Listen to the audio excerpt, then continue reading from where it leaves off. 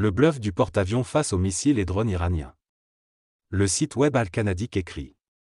Petit losange bleu, ces dernières semaines, les médias occidentaux et arabes alignés sur la politique de Washington ont lancé une vague de propagande menaçante concernant l'envoi du groupe aéronaval Abraham Lincoln à proximité des eaux régionales.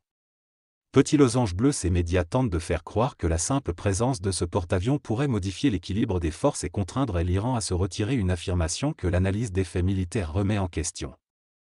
Petit losange bleu, l'expérience des conflits majeurs de ces dernières décennies montre que les forces navales américaines déployées dans la zone d'opération autour de l'Iran ne sont pas suffisantes pour mener des attaques d'envergure et efficaces contre un pays aussi vaste que l'Iran. Petit losange bleu, à l'inverse, la République islamique d'Iran a démontré ces dernières années, notamment lors des récents exercices navals dans le Golfe Persique, ses capacités navales et balistiques. Petit losange bleu, les analystes estiment que l'introduction d'une telle capacité de missiles oblige les flottes ennemies à s'éloigner à environ 2000 km des frontières iraniennes. L'Iran va nous faire mal, signe caractère gras très mal, Johnson dénonce les fantasmes de guerre de Trump.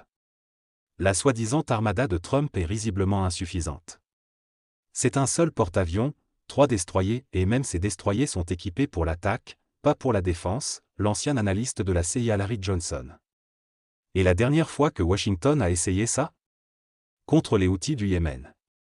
2 porte-avions, 4 destroyers, un croiseur. 7 semaines de bombardement. 3 F-18 perdus. L'USS Eisenhower endommagé par des drones. Les États-Unis ont échoué, ont déclaré la victoire et se sont enfuis. Alors expliquez-moi, comment allons-nous vaincre l'Iran avec la moitié des forces?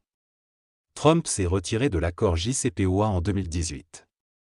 Maintenant, il revient en rampant, signe caractère gras, parce que l'armée américaine ne peut pas écraser l'Iran sans payer un prix catastrophique.